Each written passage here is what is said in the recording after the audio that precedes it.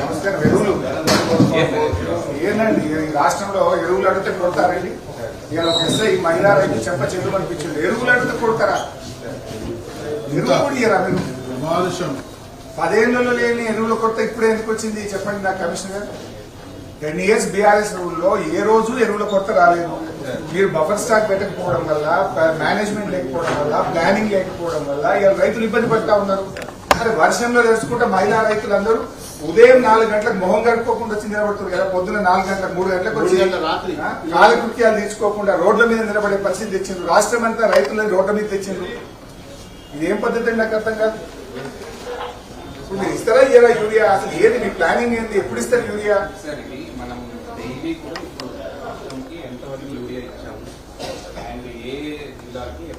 కాదండి, సరే మీరు యూరియా ఇచ్చినట్టుండు. మీరు ఇస్తే ఇక్కడ బుక్కుతారా? యూరియా బుక్కేదా? యూరియా తినేదా? మీరు సరిపోయినంత యూరియా ఇచ్చిన తర్వాత లైన్లు ఎందుకుంటాయి? లైన్లలో ఎందుకుంటారు? పొద్దుగాల 3 గంటలకు లేచి నిద్ర లేవగానే యూరియా కోసం రావాల్సిన పరిస్థితి ఏంటి? వినాయక నిమజ్జనం నాడు కూడా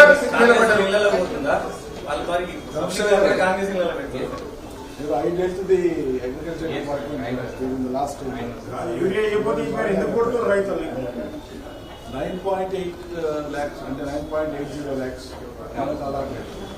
అంటే ఆ సప్లై ప్లాన్ ప్రకారంగా April to almost August ending కల్లా అయిపోవాలి. 3 లక్షల పైచలకు మెట్రిక్ టన్ల ఎందుకు మనకు మైనస్ ఎందుకు కొరత వస్తుంది?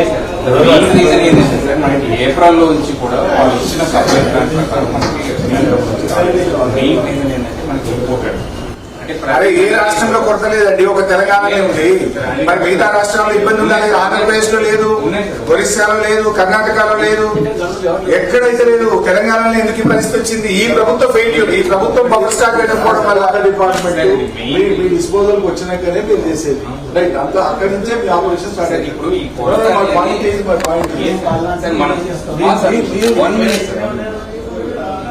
ఏప్రిల్ లో నుంచి కూడా మేము ఎస్టిమేట్ చేసుకుంటూ వస్తున్నాం. అంటే ఏప్రిల్ మంత్ లో నుంచి ఎవ్రీ మంత్ మనకి సప్లై ప్లాన్ లో గ్యాప్ వస్తుంది అని కేంద్రం దృష్టికి మనం తీసుకెళ్తూ ఉన్నాము. మెయిన్ 2 days మీరు అగ్రికల్చర్ డిపార్ట్మెంట్ మంత్రి గారి దృష్టికి తీసుకుపోయి ఉండవచ్చు.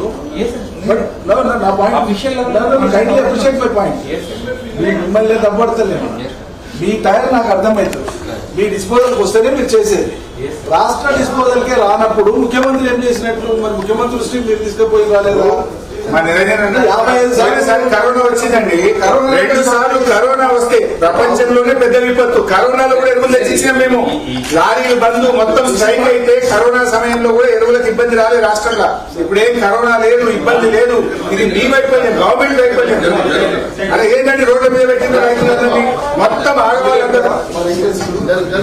ముఖ్యమంత్రి గారి సొంత జిల్లా పాలమూరు జిల్లా, పాలమూరు జిల్లాలో స్కూల్ పిల్లలు చాలా atrocities incident. Farmer was given by the police. Medical దగ్గర జరిగింది సంఘటన. ఇమ్మీడియట్ గా వివరాలు తెప్పించుకోండి. ముందు డిపార్ట్మెంట్ నుంచి మీరు ఖండన ఇవ్వండి. అసలు రైతుల మీద ఇటువంటి ఘటన జరగడం అట్రాసిటీస్ పోలీసుల చేత లేకుంటే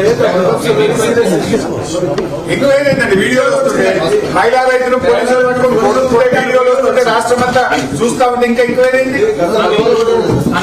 గుర్తు చేస్తాం. మీరు డిపార్ట్మెంట్ కాబట్టి చంద్రబాబు నాయుడు ముఖ్యమంత్రి ఉన్నప్పుడు ఒక కలెక్టర్ అప్పుడు కరువు ఉంటే గడ్డి ప్రభుత్వం సప్లై చేస్తే భువనగిరి దగ్గర పోయి గడ్డి అడిగితే గడ్డి అడిగినటువంటి రైతులను కాలుతుందండి.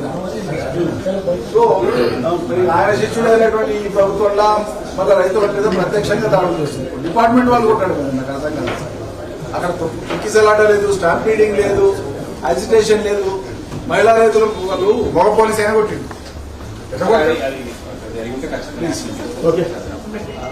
మా పాయింట్లో ఒకటే, మిమ్మల్ని కమిషనర్ ని తప్పట్టడానికి రాలేదు. సమస్య తీవ్రత ఉంది అనేటువంటి సంగతి ప్రభుత్వానికి తెలిసి ఉండాలి. Why did the government sleep? Number 1. మీరు డిపార్ట్మెంట్ నుంచి ముఖ్యమంత్రి గారి దగ్గర పెట్టించి ఒక్కనాడైనా ముఖ్యమంత్రి స్థాయిలో రివ్యూ జరిగిందా? ఈ రాష్ట్రం ఎక్కడండి? మీరు సెకండ్ కార్డు గురించి నాకు సప్లై యూనియన్ ఇది since it is matter at the disposal of government of India. Government of ఇండియాతో డీల్ చేసినప్పుడు ముఖ్యమంత్రి డైరెక్ట్ గా ఇంటర్వ్యూన్ కావాలి. ఎందుకు కాలేదు అనే ప్రశ్న మీరు ప్రజలకు ఏప్రిల్ నుంచి కంటిన్యూస్ గా we are writing government government of India they claim that they have disbursed as per the plan and CM never condemns it. He never condemn. అరే బీజేపీ వాళ్ళు కాంగ్రెస్ వాళ్ళ మీద, కాంగ్రెస్ వాళ్ళు బీజేపీ వాళ్ళ మీద ఏం డ్రామా అండి? మధ్య రైతులు సఫర్ అవుతుంది. ఒకరి పేరు మీద ఒకటి చెప్పుడు కాదు, ఇద్దరు కలిసి యూరియాలేండి, శాతకాలంలో రాజీనామా చేయమనండి. మేము పోమండి, ఇక్కడ కూర్చోడానికి వచ్చిన మీరు గవర్నమెంట్ తో మాట్లాడి ఎప్పటిలోగా దీన్ని పరిష్కారం చేస్తారు. Give us a clear cut assurance, then only will leave your office. మేము రాజకీయాల కోసం రాలి, రైతుల బాధ చూడలేక వచ్చినాము. మీరు ఎప్పటిలోగా ఈ సమస్య ఎప్పటిలోగా పరిష్కారం అయితే you please talk to government and give us a clear cut assurance, then only will leave your office.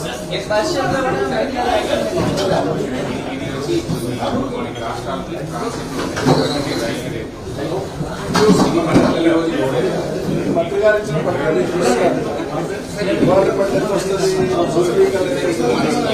ఏం అవసరం లేదని ఒకే స్టేట్మెంట్ ఉన్నాయి కింద గ్రౌండ్ లో. అసలు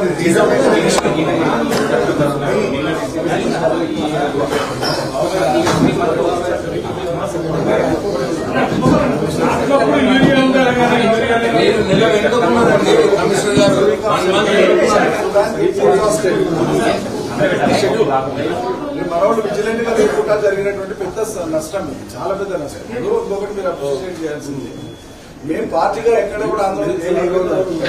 మొత్తం ప్రజలు లక్షల సంఖ్యలో జనం ప్రతి మండలంలో రోజు రోడ్ల మీద ఉంటున్నారు. అది చూసుకున్నాక గవర్నమెంట్ అలార్మింగ్ ఉండాలి కదా. ఇప్పుడు 2 నెలల నుంచి ఉంటున్నారు, ఇప్పుడు కాదు 2.5 నెలల నుంచి ఉంటున్నారు. మనకి మెయిన్ సీజన్ అనేది మనకి ఇప్పుడు August September.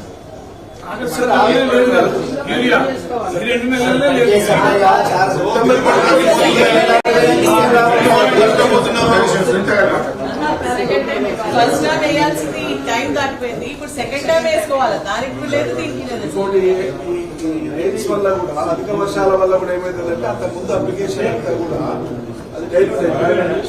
So additional application of unit జరగాలి. మనకి ఎక్కువ వర్షాలు ఉత్తర తెలంగాణలో మొత్తం పంట పొలాలన్నీ ఉండిపోతున్నాయి. మరి దాని మీద క్రాప్ అసెస్మెంట్, డ్యామేజ్ అసెస్మెంట్ కి ఇప్పటికీ గవర్నమెంట్ తరఫున ఏం లేదు. వీరిని ప్రభుత్వానికి మాట్లాడమనండి, మాట్లాడి representation all of our members.